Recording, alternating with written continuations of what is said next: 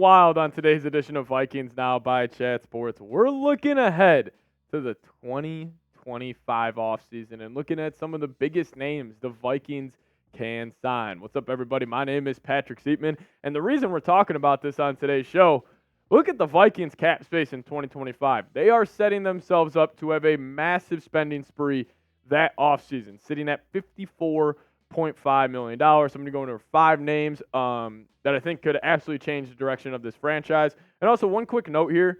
I do expect the Vikings in the 2025 free agency period and 26 to be ultra aggressive, because I think if they're looking at their Super Bowl window right now, they want, ideally, if J.J. McCarthy ends up working out, they want that window to be years 3, 4, and 5 of that rookie contract, pay him a cheap deal, kind of go that San Francisco 49ers route where they just build a loaded team around, hopefully J.J. or, obviously in San Fran, the likes of Brock Purdy. But my number one name that I would sign, and yes, this isn't an older target here, but maybe you bring him in on a 1-year, $15, $20 million deal or something, get wild with it. How about Zach Martin of the Dallas Cowboys? Now, would you want to come in and probably he's a right guard, correct? Yeah, right guard, Zach Martin. Obviously Ed Ingram, the hills and valleys with his games. I could see the Vikings wanting to move off him this offseason, but, also, all 3 of these spots in the interior of the offensive line are all question marks. Like Garrett Bradbury, what is really he? He was a former first-round pick, hasn't lived up to it. Dalton Reisner, just on a 1-year deal. Blake Brandel, do we really trust him? Probably not. And then Ed Ingram, we'll talk about him here in a second. But, overall, Zach Martin would be a massive upgrade. I mean, even this past season, he was still fantastic for the Dallas Cowboys. You go listen to any Cowboys player talk about what this guy means to that franchise. They rave about him. Still having a 70 overall PFF grade. Always great in the pass blocking department, which also I think with having, a young quarterback, if you could, minimize, the pressure he gets from the interior is fantastic, but only allowing 4 sacks and 22 pressures this past season. The reason Zach Martin's number 1 for me is because of Ed Ingram.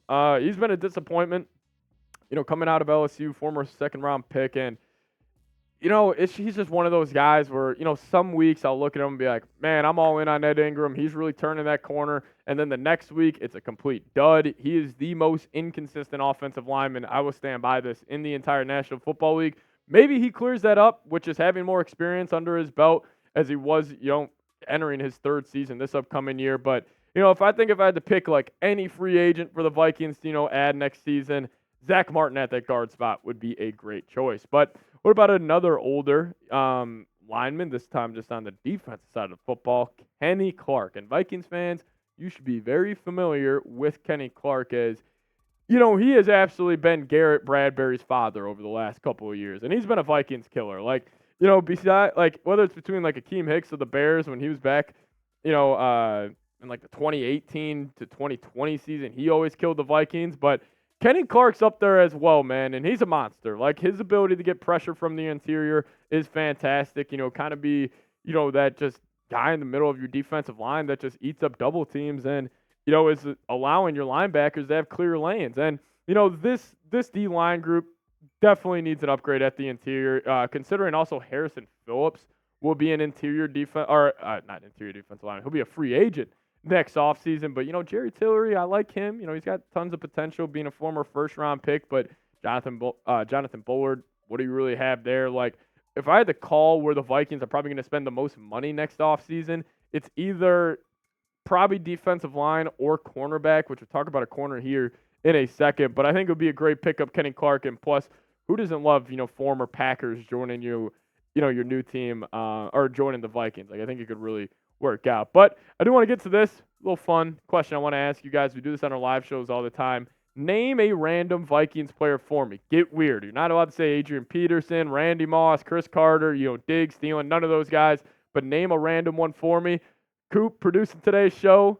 Who did you say was your Brian Robinson, best known as 96 Questions here amongst Vikings fans. If I had to go with mine, this may not be too random, but this was a player that made me absolutely fall in love with the Minnesota Vikings back in 2009. Sidney Rice. He was awesome. Obviously went to Seattle and wasn't the same guy, but that Rice-Favre connection back in 2009, I'm actually just curious. I'm going to see how many yards he had in 2009 because he was fantastic. And that year was awesome for the Minnesota Vikings. Let me just see here. 2009, yeah, Sidney Rice had 1,300 yards. That was the only season he eclipsed more than 700, but he also had 8 touchdowns. He was awesome, man. Former second-round pick out of South Carolina. So shout out to him. But let's carry on here. Let's get to the third free agent target for 2025. What about Creed Humphrey, the best center in the National Football League? And I am assuming the Kansas City Chiefs are going to want to extend him. But as we've seen in years past, the Chiefs, they let Tyreek Hill walk when he was due for a deal, and they also just let L'Jarius Sneed walk. They are not big fans, kind of a little Patriots-esque with how they're approaching this dynasty here. So maybe they let him walk in. He would be a massive upgrade over Garrett Bradbury. Every single offseason, I'm like, this is the year Garrett Bradbury turns it around. This is the year Bradbury gets it done. No. He, again, is inconsistent, gets ragdogged too many times, on run plays, pass plays, does not matter. And, it's not like he was, absolutely terrible this past season as this is on me. These are Creed Humphrey stats, not Garrett Bradbury's, but Creed Humphreys is a great player, man. I mean, nearly 80 overall PFF grade, only allowing 4 sacks, and he's just consistent. Like you see, there's no difference between his run and pass block grade, and only allowing 16 pressures throughout a whole Super Bowl run. 4 sacks throughout a whole 20-game season for Kansas City this past year. So, Creed, maybe if you're watching this video, please come and sign with the Minnesota Vikings because that would be a massive upgrade for this football team. But let's talk about cornerback here. What about Paulson Adebo? As the Saints have had, one of the better secondaries over the last couple of years. I mean, they got dogs over there, and I'm not sure if they're going to be able to pay Adebo what they want since they obviously did just draft Kool-Aid McKinstry. So maybe they viewed him as an option if they do lose Adebo in free agency this upcoming year. But man, 2023, he was fantastic. 18 PBUs, 4 interceptions. Like, he was great. And, when I was looking at some of these top free agents that the Vikings could bring in at the cornerback position, like, it got me thinking, when was the last time the Vikings had a complete lockdown corner? I mean, it was 2017 Xavier Rhodes. And I will stand by this take. Call it a homer take. Say I'm drinking too much purple Kool-Aid. Whatever you want.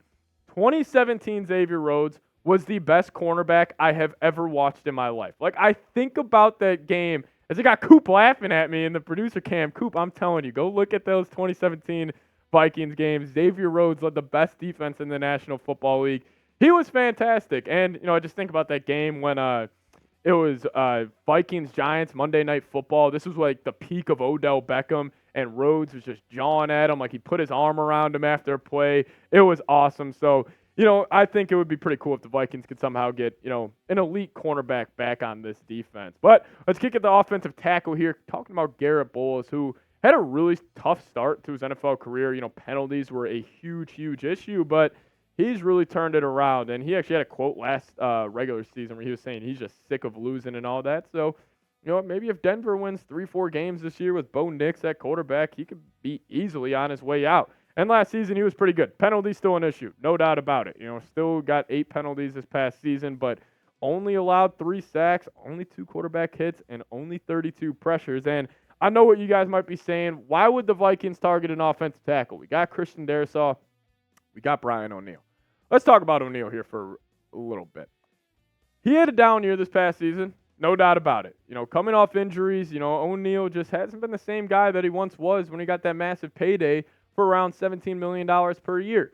What if the Vikings end up cutting him? What if the Vikings, want to move off that contract, get cheaper at that position, and maybe you give Bowles like a $12, $13 million deal or maybe a $10 million deal instead of giving Brian O'Neill damn near $20 million.